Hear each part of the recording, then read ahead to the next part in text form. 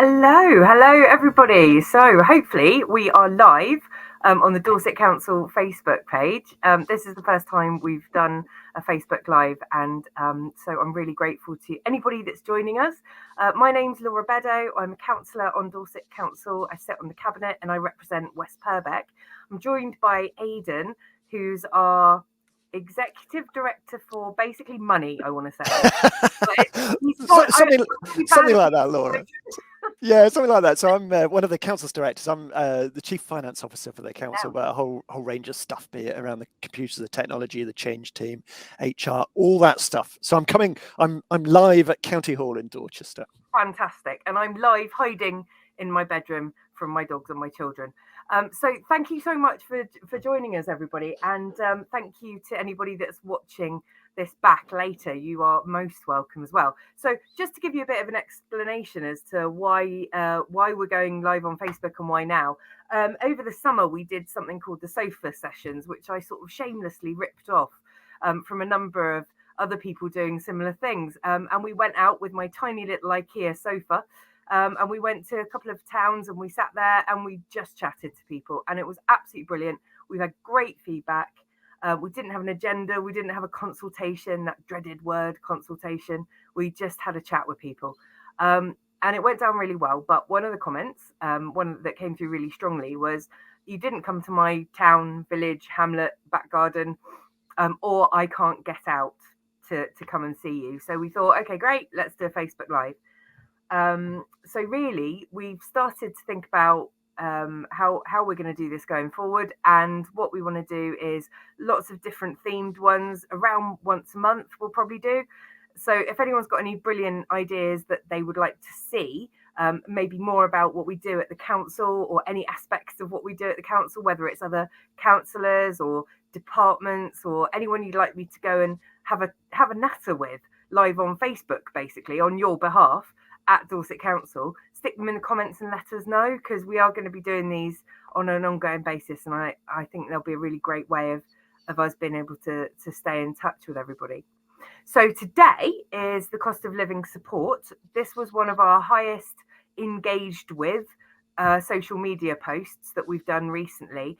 So that's partly why we've chosen to do it as a Facebook Live session, because people still had loads of questions around how they would get the various support that's on offer, being provided from the government. Some of it's by us, some of it's from the government directly, some of it's from your energy supplier.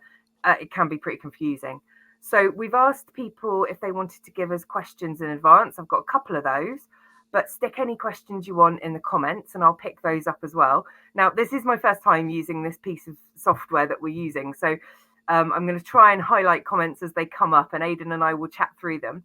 If there's anything we can't answer tonight, then we will come back to you if it's really tricky. We've also got a couple of lovely chaps who are helping us out behind the scenes, and if there's a really specific query in the comments, they can then private message the answer as well. So we'll work it a number of ways, but it is our first time, so we'll just see how it all goes together. So the first question that was provided was from Katie, and that was around warm spaces, and are there any more going to be online during the winter months, and are we going to be using libraries for this purpose as well? Now, that's a great question.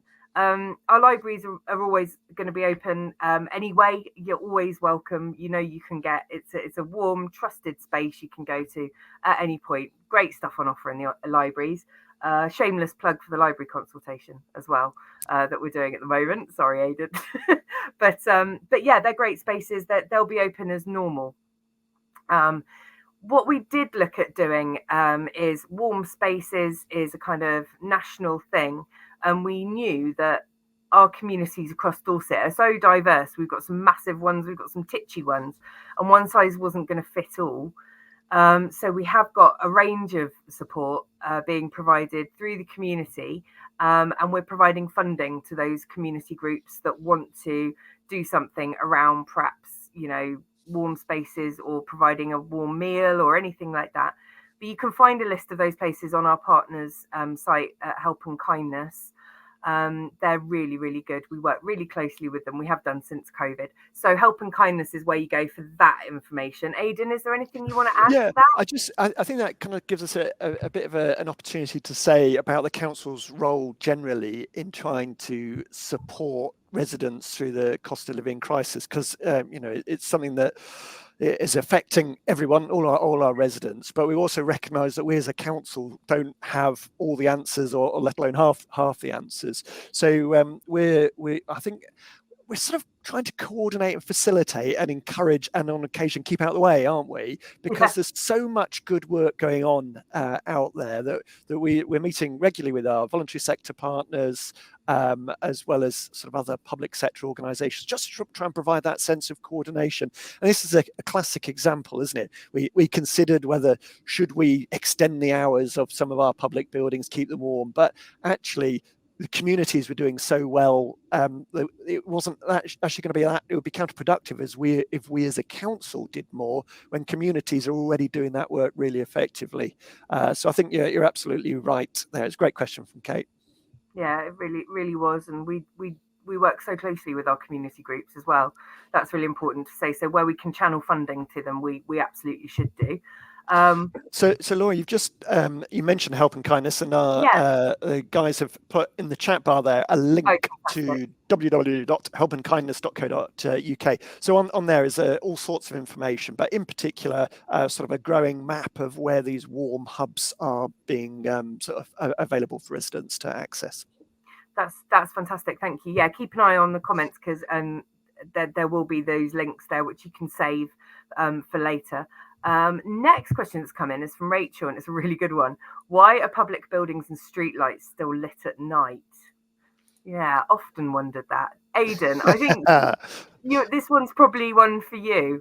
I'm guessing it's partly community safety related. Yeah, there's a combination of factors here, and I think it's a great question from Rachel about public buildings, be it council buildings, but as well as street lights, because we know energy is it's costing more and more, and it's costing the council more as well to sort of fund the lights, keep the buildings going. So what are we doing to try and minimize that energy? And as you say, we take a risk-based approach. Street lights, it's about community safety, isn't it? Be that residents walking or driving or what have you. So we sort of assess each area, and where it's in our judgment appropriate to do so, we do turn some of the street lights off at night in the more rural locations, less populated areas, but the busy areas we keep the lights on from a safety perspective. So it's a fine balance there.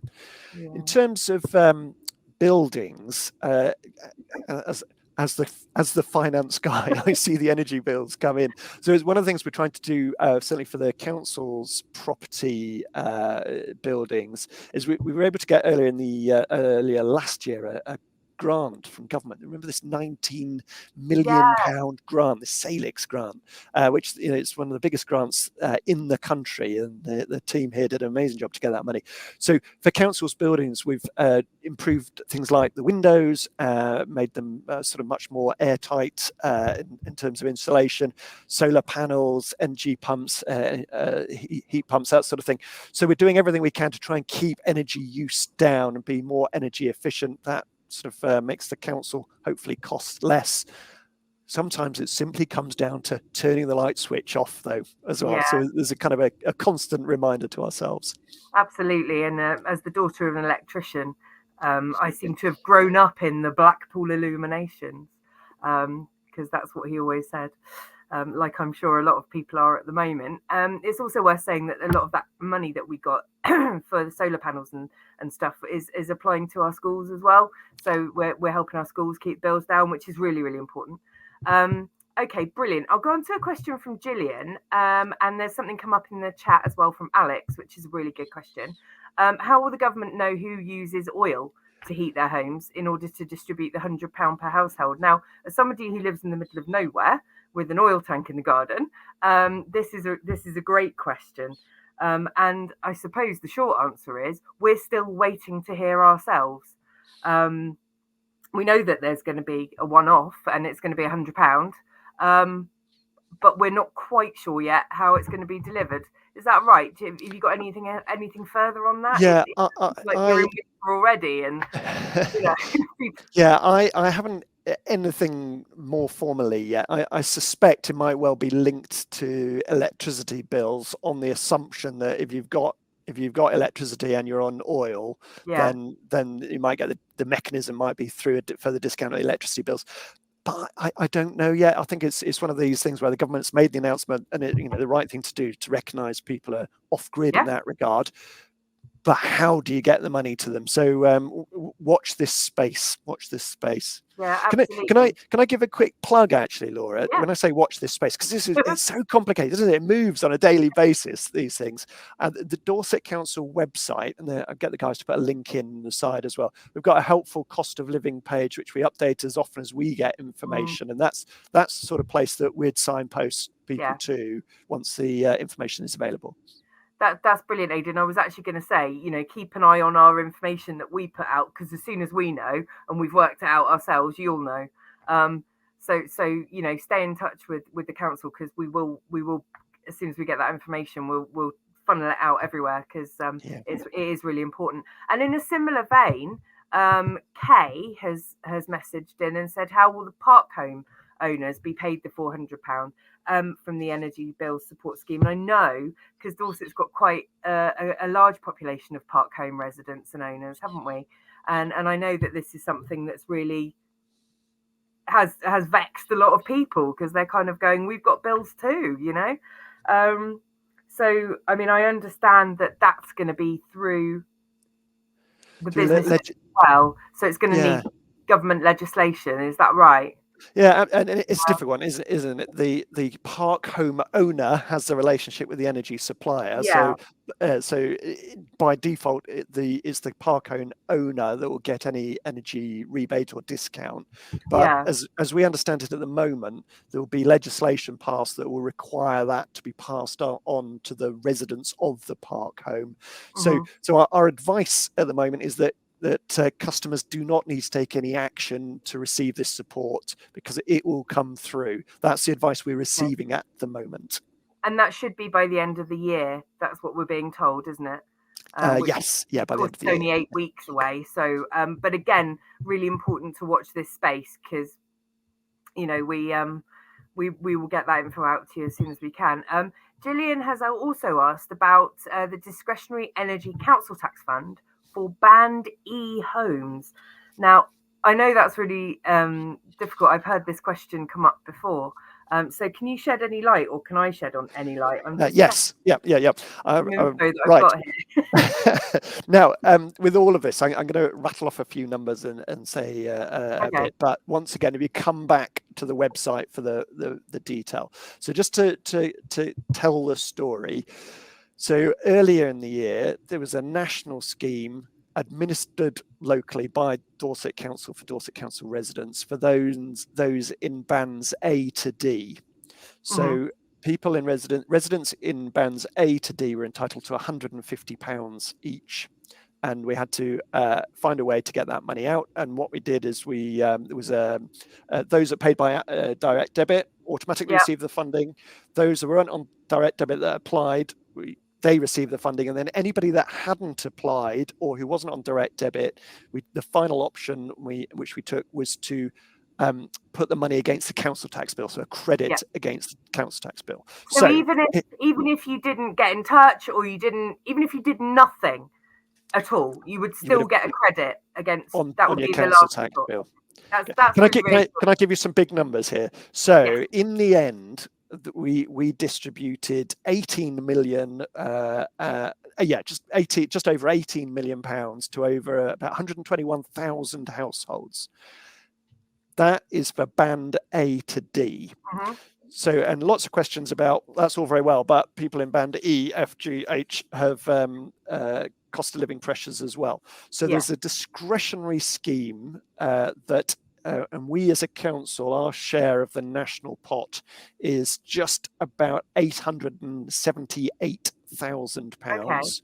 £878,000, and we're going to be launching the details of that scheme on this Friday. So keep a lookout for this Friday. But essentially, once again, the advice to us is to automate payments as much as possible, because frankly, people are either getting fed up or don't know that they have to apply for these things, and it's so confusing. So on Friday we'll be publishing the criteria. So it's essentially for those in bands E to H, but specifically they have to be already to be getting local council tax support. So it's not generally anybody in E to H, it's specific. So they have to be in receipt of specific benefits or have specific discretions. So we'll be publishing detail of that on Friday. The vast majority of that 878,000 funding will be paid automatically to people that we've got details of, but there will be a small discretionary application-based approach for people that are kind of with exceptional circumstances. Once again, keep an eye out on Friday for the detail to be published. It's a complex picture. That's brilliant, Aidan, and really reassuring, because that banding, I know there was an initial kind of hang on, but I received council tax support, so it didn't seem quite equitable. So, but that is really reassuring. Thank you, Alex, for your nice comment. Kudos to the council. That's a huge amount of people receiving that help. Yeah, we're really proud of Aidan and his team. They, all this is being done on top of the day job, so it is a huge amount of work, and it is working well. Delia, Laura, can I just as it seems to be going quite well, just one of the difficulties there. So on the cost of living, we're trying to provide as much support as possible to residents. Yeah. On the other hand, we do have a role in collecting council tax, and I know council tax is a really sensitive subject, but that's how we fund so many of our services. And it's the very team that have been collecting council tax on one hand have been trying to distribute this government funding on another. So great, as you say, great shout out for the team. But one of the things that we need to do is there are a number of residents who are unfortunately falling behind on their council tax payments, and cost of living is a real challenge. We've written out to residents that are falling behind, asking them to get in touch with us. Can we have a conversation about why you're falling behind? Is there anything we can do to help? What support? And we might be able to phase payments, but in particular, there's all sorts of help and advice out there through the Citizens Advice, who are able to help with debt management and things like that. So we really don't want to push people into a crisis situation. On the other hand, we've got to try and sort of collect the council tax in order to keep the council running. It's a fine balance, isn't it? It's a delicate balance, isn't it? And I think the message out of that is, contact us early. If you think you're having problems, just contact us early, because we can always have a conversation about that. We much rather do that than, people get into trouble. So we really don't want that to happen. Okay, great. So I've got another comment here from Delia. It seems unfair that residents who moved out of rented and bought a property just after April this year missed out on council tax winter energy help. Might it be done for next year too? That is a great question, and I know one of my friends is in exactly that position. I mean, it is driven by the government. Certainly, I would be lobbying for it to happen again next year, but we can't make that decision. But I will be strongly lobbying for it to happen again next year. I don't know if you've got anything to add to that, Aidan. It's a difficult one, isn't it? So, at one level, nothing, the funding that the council receives from government to pass on, tightly rule bound, and we haven't been informed of any further support. And indeed, sort of nationally, with this sort of change of leadership, there's sort of a potential slowing down of the general support. So there's nothing we can say about that specific scheme at the moment. So, Laura, when you say lobbying, what does that mean specifically? How are you going to lobby? What impact can you have? So it's a good question. What impact can one councillor have? But it is something that we do a lot and it's a piece of our work that maybe councillors that don't talk about that much. But we are in constant dialogue with ministers. I was particularly pleased to see Michael Gove come back because into housing and local communities role, because the leader of the council, Spencer Flower, has been talking to him on a number of planning issues and various other things, and actually got a really good open sort of conversation with him. And so sometimes we make a right pest of ourselves, I'll be honest, to government, and we represent our residents and we say, actually, do you know what, this isn't working, or this is working really well, can you do it again?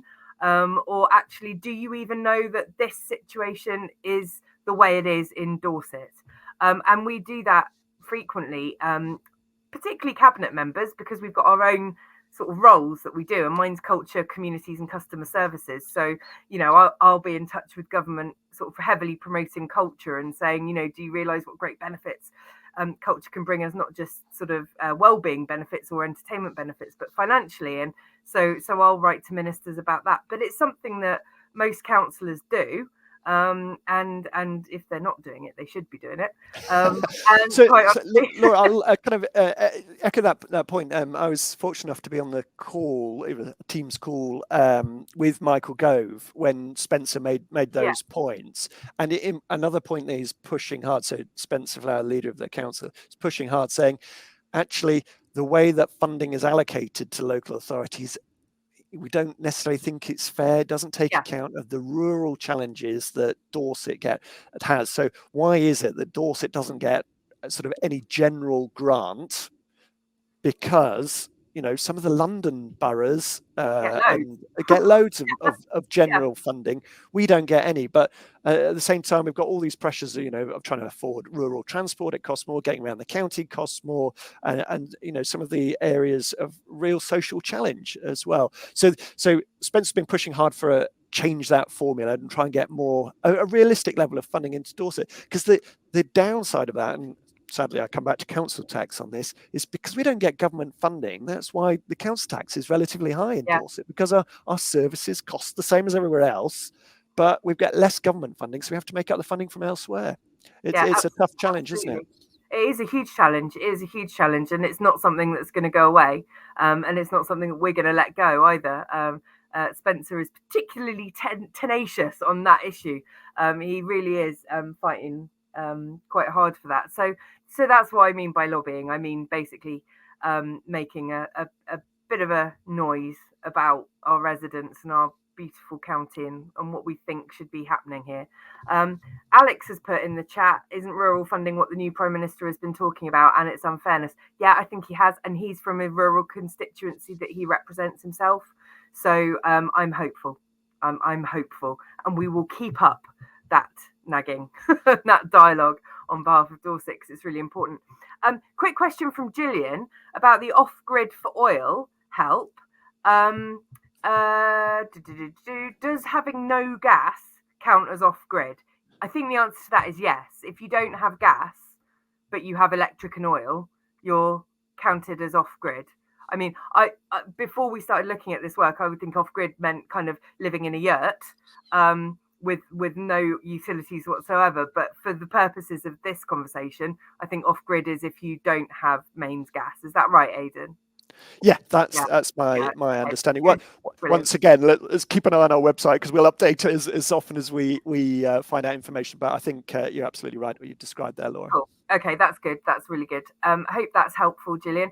Tim has said, are you saying council tax is going up again? Not saying that, not saying anything about council tax going up or down or anywhere in between. What we're just saying is it is a challenge for Dorset to balance the books because we don't get the central government funding. Always going to be a challenge. And we want to keep it as low as we can. But we also want to provide the services that people really, really need. You know, like social care and things like that. And, you know, it is really, really difficult. It is really, really difficult.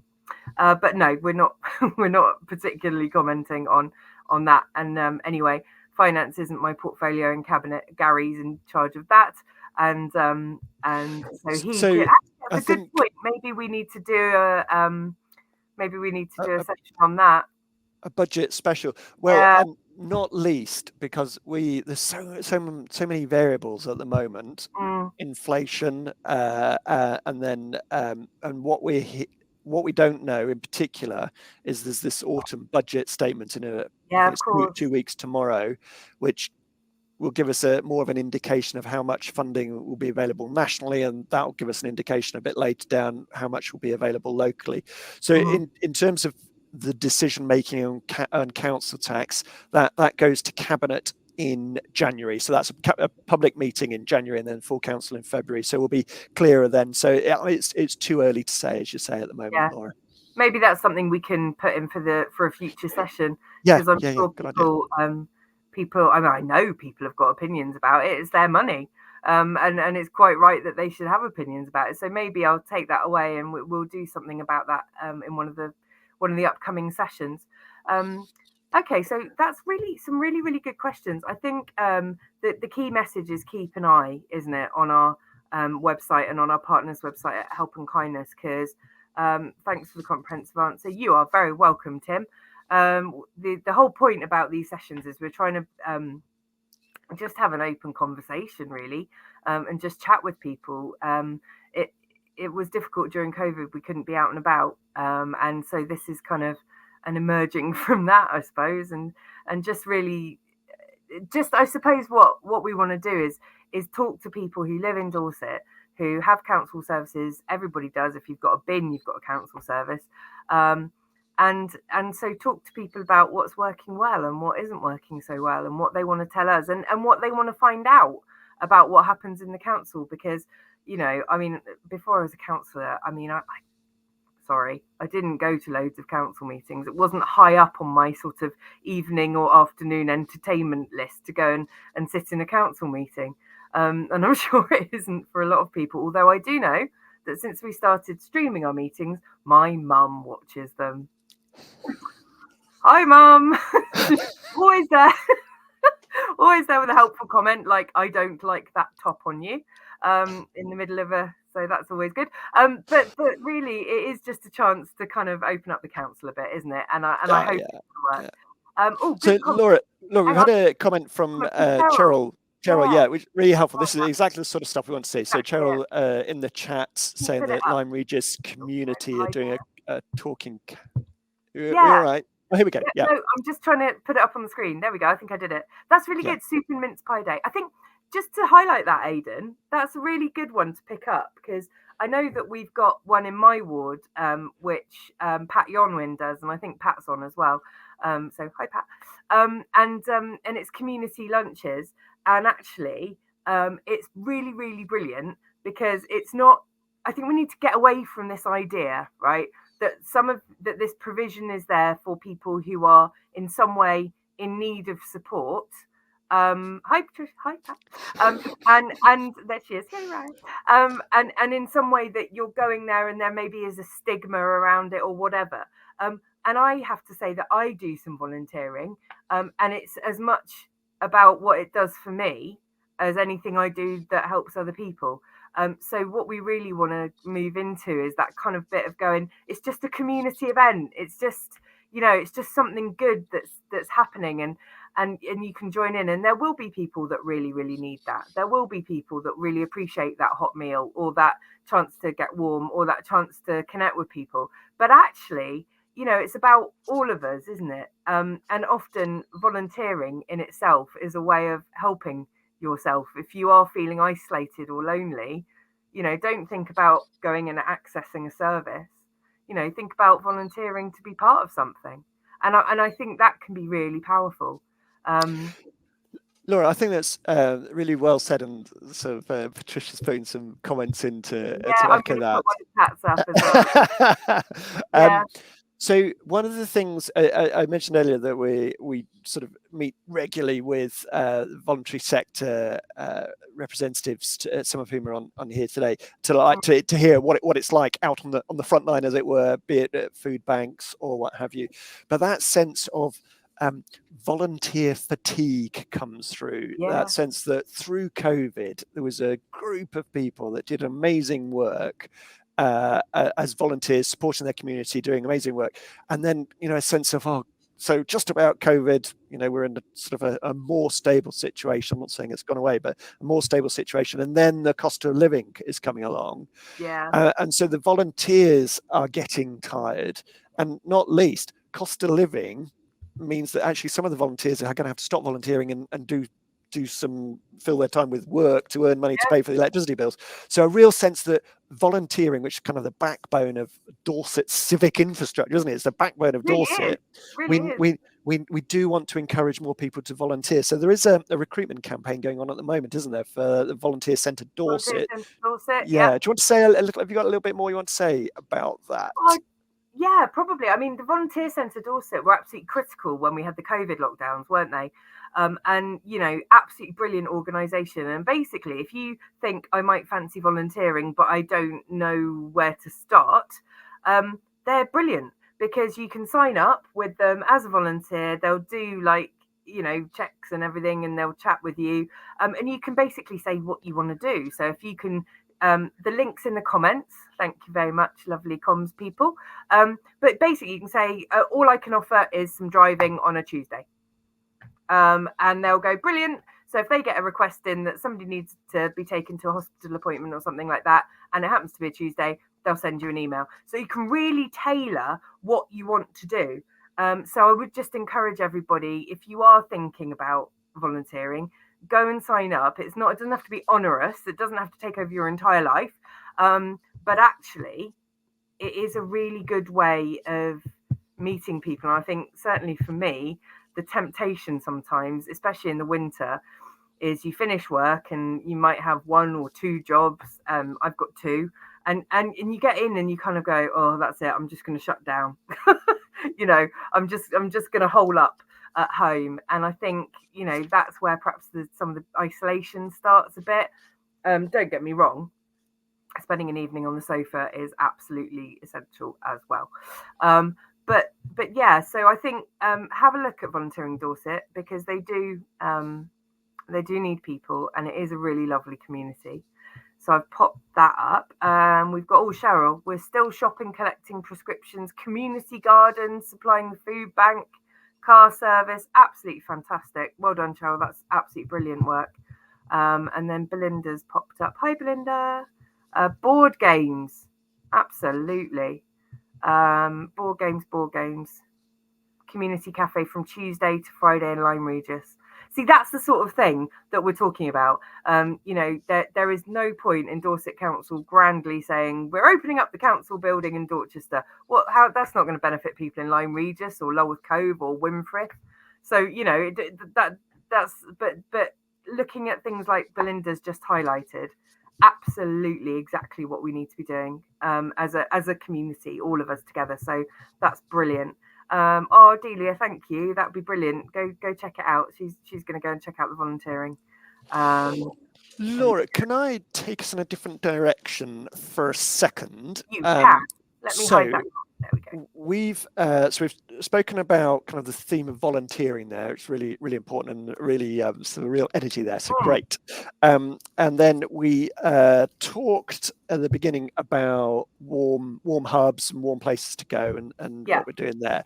I think one of the things that we as a council think we can help with as well is trying to keep buildings more, or homes and houses more energy efficient where possible. So I spoke earlier about the council buildings, but there's also advice available for Dorset residents, isn't there, about keeping their houses more energy efficient and that sort of thing. So and you know, it's a great saves money as well. So I mean, the basics about cavity wall insulation and loft insulation. But so there is a scheme available, the Healthy Homes Dorset scheme. And if you meet certain criteria, then there's support available to help with the loft lagging, to help with the cavity insulation. So it's not available for all, once again, but there's a whole section as well. So I think we'll try and put, there we go. The guys have done it. They're very, very good. It's on there. Healthy Homes Dorset, about trying to make your home as energy efficient as possible. Yeah, they are. They're absolutely brilliant at Healthy Homes Dorset as well, because they can look at doing sort of benefits checks as well to make sure people are getting everything they're entitled to. So it really is a really good service, and just to do that kind of check over your house, just to see what you could be saving and various grants that are available. So yeah, go check that out as well. Alex has put in, are you aware of any schemes for small businesses? That's a great question. I think we've been caught for the first time. I don't know. Well done, Alex, congratulations. We do not have an answer immediately.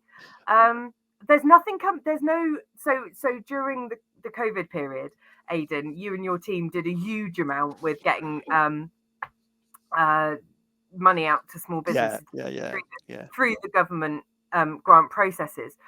So I guess that's probably where that question's originated from, because a lot of it was funneled through the council during COVID, but I'm not aware that it's being done at the moment. We might have to check that out and come back to you, Alex. Yeah, actually, Alex, can you, if you wouldn't mind, can you just elaborate? Is that any schemes? Is that support small businesses generally through the cost of living, or is it any schemes for energy efficiency for small businesses? Either way, I don't know the answer. But we'll certainly look into it. But once again, Laura, you said sort of, as you said, we've sort of handed out sort of over £200 million of government funding to businesses through COVID for energy schemes. Don't know. But so when we say we don't know, how are we going to get the answers back to people? I missed that part of the briefing, Laura. Again, new software. We can go back to Alex in a private chat. Or Alex, if you want to message the council Facebook page, just so that we've got your contacts, then we can come back with the answer that we go away and find, if that makes sense. Because we haven't got that. Yeah, we can send you an instant message on Facebook. So once we've got that answer for you, we'll send you it. Is that helpful? Sorry, we couldn't answer. That's one. That's not bad. That's not bad going so far. So far, yeah. Cheryl's mentioned here that cavity wall insulation isn't necessarily, and I know from personal experience as well, you know, if you get the wrong sort of insulation and the wrong sort of wall, then it could lead to dampness and further problems. Yeah. So it's a potential solution it's not even a solution, it's potential help for in some situations, but take professional advice is our right on that. Belinda's also put LEAP is a very useful service on energy advice, so I've popped that up in case anybody wants to jot that one down. Bridport, Lyme and Charmouth have community energy champions. That's brilliant. So if you live in that area, but again, we can, things like this, we can add it to our lists of what's available to help on the website. So this is really good.